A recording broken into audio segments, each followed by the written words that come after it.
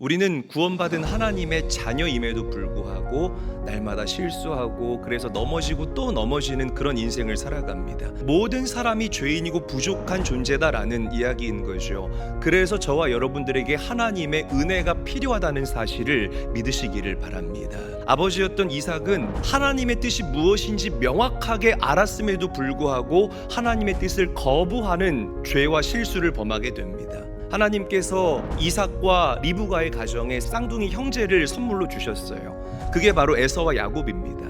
그런데 쌍둥이 형제를 주시면서 하나님이 뭐라고 말씀하셨냐면 큰 자가 어린 자를 섬길 것이다 라고 이야기를 하셨어요. 그런데 아버지 이삭은요, 이게 마음에 들지 않았던 거예요. 왜 하나님께서 큰 자가 작은 자를 섬기리라 라고 말씀을 하셨을까? 인간적으로도 이삭은 에서를 더 좋아했어요. 어느 날 아빠와 큰아들 에서가 몰래 이야기하는 이 비밀스러운 얘기를 아내였던 리브가가 듣게 돼요.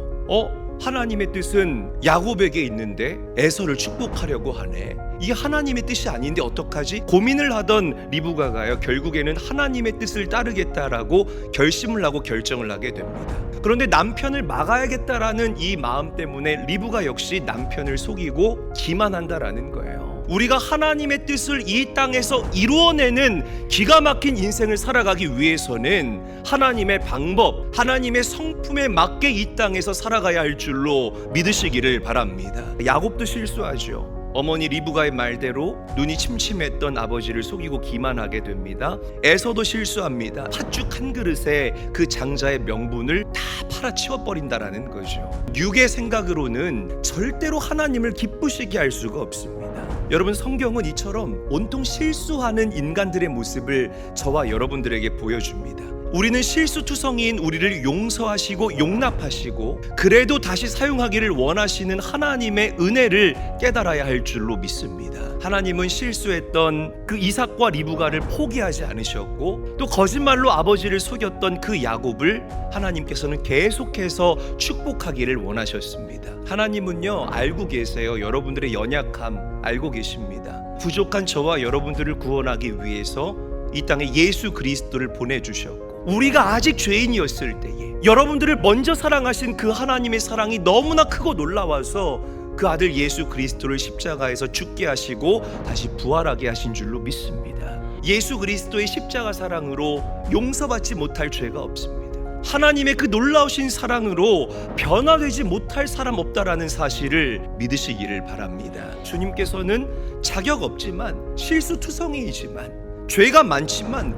굳이 우리와 함께 일하시기를 원하신다라고 말씀하셔요. 내가 실수하고 실패해도 주님 앞에 서기만 하면 하나님의 그 손길이 여러분들의 그 연약함을 만지시는 치료제가 되는 역사를 경험하게 될 줄로 믿으시기를 바랍니다. 우리 인생의 주인은 하나님이라는 진리입니다. 이삭이 아무도 모르게 에서만 불러서 야, 너 나 몰래 사냥에다가 내 입맛에 탁 맞는 음식을 만들어 와봐. 내가 이거 맛있게 먹고 너를 아주 마음껏 축복해 줄게. 둘만의 은밀한 대화였어요. 그러면은 아무도 모르게 이 일이 진행이 됐었어야 되잖아요. 그런데 하나님께서 이 일 가운데 개입하십니다. 리브가가 들었다는 거예요. 하나님께서 나의 그 마음과 나의 그 얄팍한 술수와 계획까지 다 아시고 개입하셔서 마침내 당신의 뜻을 이루신 그걸 경험하니까 이삭이 놀랄 수밖에 없었다라는 거죠. 하나님의 계획은요, 반드시 이루어짐을 믿으시기를 바랍니다.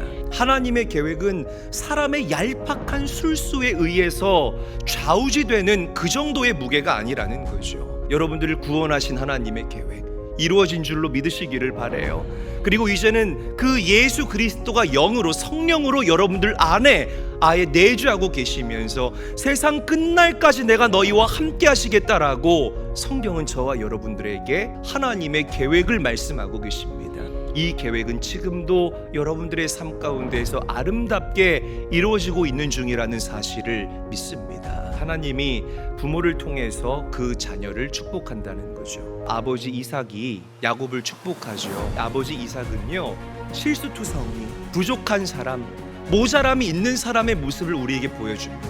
그럼에도 자녀를 축복할 수 있다라는 것, 이게 하나님께서 우리 아버지들에게, 우리 어머니들에게 주신 영적인 특권인 거예요.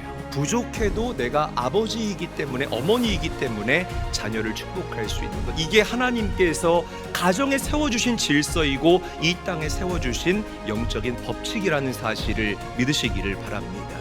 이삭이 야곱에게 세 가지를 축복했죠. 첫 번째는 물질의 복이에요. 두 번째는 리더십의 복입니다. 마지막 세 번째는 영적인 복입니다. 하나님의 사랑이 우리의 죄와 우리의 실수와 우리의 부족함보다 훨씬 크다라는 사실을 우리가 오늘 이 예배를 통해서 기억했으면 좋겠습니다. 하나님은 우리를 일으켜 세우시는 분이십니다. 이런 은혜가 풍성하신 하나님을 붙잡고 믿음으로 세상을 이길 수 있는 자들이 다 되시기를 주의 이름으로 간절히 축원합니다.